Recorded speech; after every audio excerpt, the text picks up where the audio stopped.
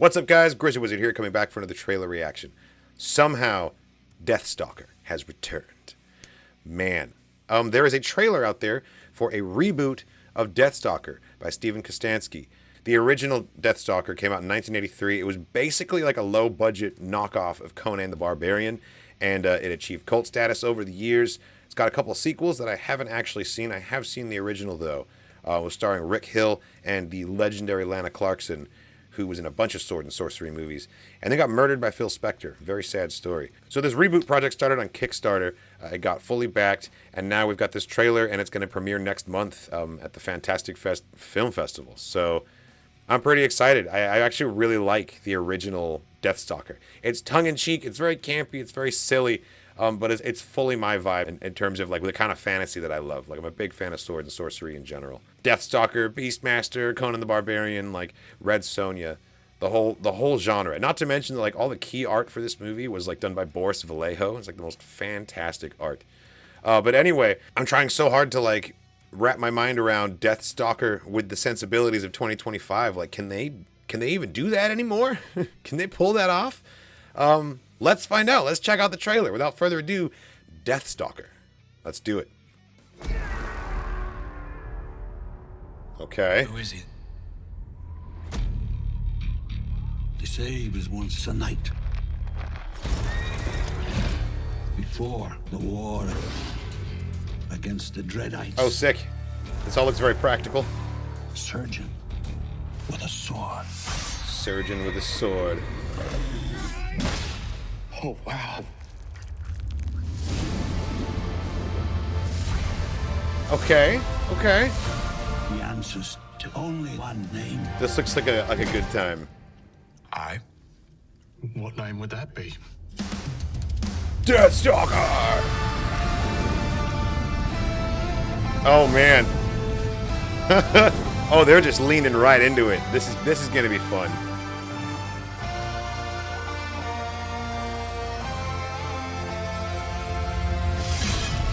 Deathstalker. Let's go. They're not taking this seriously at all. Come and get it. Let's fucking go. Oh my god, yes. Well, he's just waving? The mighty Deathstalker! Oh my god, yes. Bro. Okay, that was ridiculously large. You don't need a sword that big. No, let's go. They got Bear McCreary doing the music for this? Wow. He did Rings of Power and Battlestar, and now he's doing this. That's fantastic. Okay, so super campy then.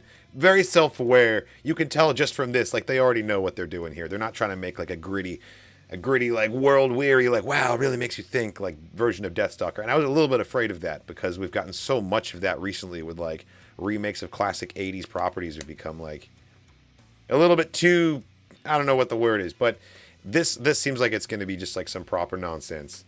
I dig it. I want to run this back, actually, and take a look at some of these practical effects, because some of those, like, creatures were pretty wild. One of the things that I remember the most from the original is, like, the messed up pig dude barbarians. And I was really hoping to see that. I did not see that. But there are these weird, like, red, like, muscle guy looking things that were pretty cool. They kind of look like Power Rangers villains, if you know what I mean. Like, the full body suit. It's very tokusatsu. But, like, I'm down to see where this goes, you know? I feel like this is going to be a fun 90-minute movie. That's kind of the vibe that I get. I'm on board. I'm on board. Yeah, let's take a look at this. I want to take a look at some of these effects.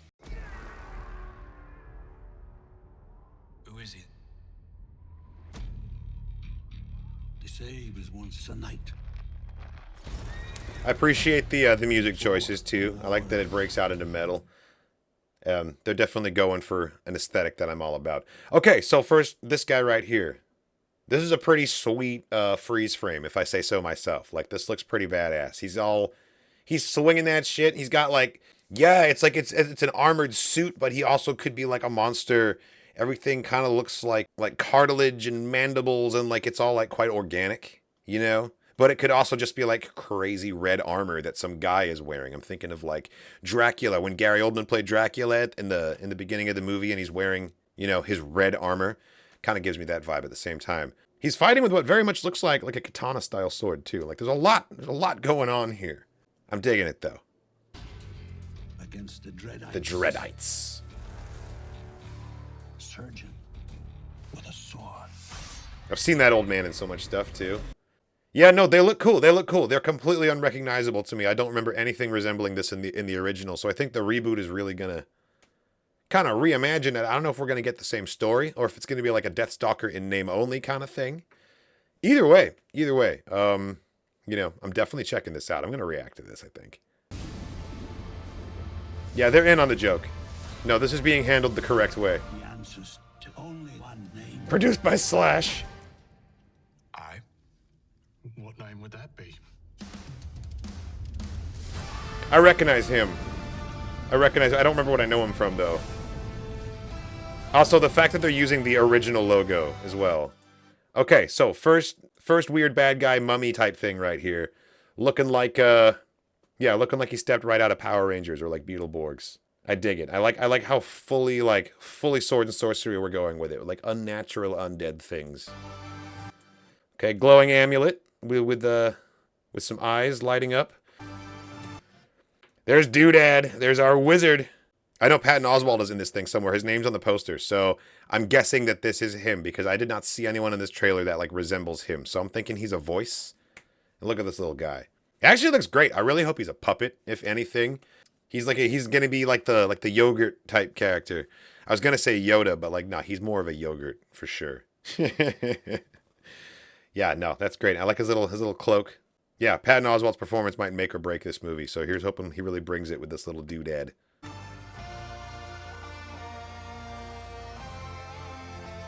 Also, I dig the theme. The theme is very campy too. Stalker. My old friend. Come and get it. Okay, this thing that just walked in the door, right here. What the fuck am I looking at? It's got two faces? It's all like extra torso, like weird hand with 3 fingers on it.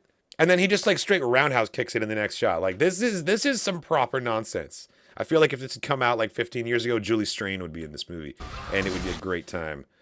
Oh, just a head bisection. Let's go. Yeah, I'm going to have fun with this. I already know. They made this one for me. Look at this Legend of the Hidden Temple looking ass. Whoa, with laser eyes too. Yeah, right there. He just roundhouse kicks whatever the hell this is. And then they're just like sword fighting. Let's go. The last great warrior. Also, I don't know why this cracks me up so much, but look at this like swamp creature looking thing. And he's just like waving. Oh, man. Oh, my God. The mighty Deathstalker! They're like letting us know, don't worry, there will be plenty of overacting in this. We are chewing all the scenery, just like you want it. And then, yeah, like, what the fuck is this ridiculous? It's the biggest sword. Daniel Bernhardt, that's right, Daniel Bernhardt, that's the guy. Original music by Slash and Bear McCreary, huh? Yeah, we'll be checking this out. We'll definitely be checking this out. It looks pretty cool. And we've got the poster up here, too. Evil has many names. Adventure has only one. That's a solid tagline. That's very 80s. Like, look at this. They've clearly put a lot of work and effort into this. And, you know, where there may not be quality, there's definitely love. And I think this is going to be a good time. We've got, like, evil monster person. There's Doodad with a little glowy hand thing. Yeah, Daniel Bernhardt looking fucking great, dude. Like, good for this guy. This is a meaty role to just have fun with, you know? Like, nah, you could tell from the trailer, too. The dude is loving it. He's having a great time. Daniel Bernhardt, Patton Oswalt, Deathstalker. Yeah, so I think this is going to be a fun movie in its own regard. I don't know that it's going to bring the Deathstalker vibe of 1983, and I don't know that that's really possible anymore. I don't know if you can really pull that off. But, like, compare this new poster for Deathstalker to the original 1983 Deathstalker poster, which was done by Boris Vallejo. Absolutely fantastic. And I think it really sums up what the movie and, dare I say, the genre of sword and sorcery is all about. It's about beautiful naked people swinging swords around and fighting monsters. And that's pretty much it. It's about gratuitous gore and violence and nudity and the most, like, thrilling matte paintings you've ever looked at in your life. Fantastic scores. It's absolutely an art form of its own, and I feel like a little bit of this is getting lost in translation, but I also feel like it's almost impossible to maintain it in the sensibilities of 2025 and still get your movie funded. You know what I mean? Because there is plenty that you can say that is problematic with a lot of aspects of the genre, and you don't necessarily want to, like, you know, proliferate that. But, like, there is still a place for it, and there's still an outlet for it, and I don't think that it all needs to disappear. The works of so many greats like Boris Vallejo, Frank Frazetta, you know, Esteban Maroto, you know, all these people. Like, yes, it's objectifying, but it's objectifying to everybody, you know, in a way. I think the only way to make an accurate, like, comparison between the two, because I know that not everyone even knows about Deathstalker, I want to react to the original trailer real quick so we can, like, see what the vibe difference is. So here you go. Deathstalker from 1983. Let's check out the trailer for that. Rated R. I assume the new one's rated R too, but I don't know.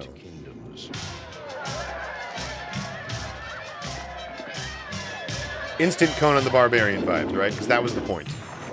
An age of awesome magic. God, look at Rick Hill, dude. An age of terror. There he is. And evil. The ridiculous pig dude. My favorite. Where one man sought the key to the ultimate power.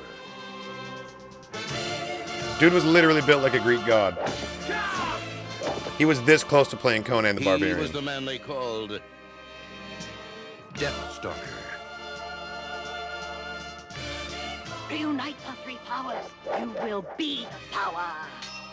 The old hag witch. You gotta have a crone, right? Any decent story's got a crone. And kill it. If he can capture the amulet of life, he will rule the world. But an evil wizard stands in his path. And to the victor, a beautiful princess. Man. Fantastic practical effects of this. Yeah, Lana Clarkson. R.I.P. She was so good too. Yeah, God, I love these older movies because you know it's all practical, and they really just put 150 people on that set. You know, none of this massive engine nonsense. The greatest challenge. Great stunts too. The greatest adventure. The most legendary hero of them all. The man they called Deathstalker. The last great warrior king. Starring Richard Hill and Bobby Benton. Like, I appreciate that they adapted it for a more... Oh, see, look, and there's the sequels, which was also, like, original Boris Vallejo art. Like, they just don't do it that classy anymore. You could hear it in the soundtrack, too. Like, it had very much the same as, like, the Conan movies, like that very lofty fantasy strings score. And the reboot's not leaning into that direction. There's some metal in there. You can tell that Bear McCreary and Slash are, like, doing their thing. And I appreciate that because that's a way of bringing it into the contemporary aesthetics, while still being at least a little bit rooted in like this cult classic that already came and is beloved, at least by me. Maybe I should react to the sequels, because, you know, I've still never seen them. I know they're bad. Like, the original's bad. Let's not lie. The original's bad, too. I don't care about if it's bad or not. I think it'll be a good time. I might put that on the channel. I don't know how many people out there that are watching this, how many of you care about Deathstalker, but, like, if you've never seen it before, you should check out the original. Let me know in a comment if you want to watch those along with me, because I could definitely watch those sequels. That could be a good time. And I will be reacting to the reboot of Deathstalker and giving my full unfiltered thoughts come October 10th when it premieres. I can't wait. This is going to be just like a silly good time. A silly good time. And I really do appreciate when a movie is self-aware enough to not take itself seriously and kind of lean into some of the things that, like, other productions would, like, bend over backwards to try and avoid. They're like, no, we're just going to plow right through it, man, because, you know, we know what we're about. We're here for a fun time. I think this will be entertaining. That's the word I'm going with for this one. Entertaining, above all. Cool. Well, thanks for watching, everybody. I hope you enjoyed my reaction to Deathstalker, the trailer. The full version's coming next month. Check out the rest of the channel for more content, reactions, and reviews. Leave me a comment if there's something you want me to check out, or if you have something to say about Deathstalker. And if you like the channel and want more videos like this, support me on Patreon. There's a link down below in the video description. Supporting gets you access to cool perks as well, like full uncut reactions, early access, and you can vote in polls to choose what I watch next. Let me know if you're into reactions for the Deathstalker and its sequels too, because there's 3 of them, and they are a bad good time. That's what I hear. Cool. Well, thanks for watching, everyone. I'll catch you in the next one.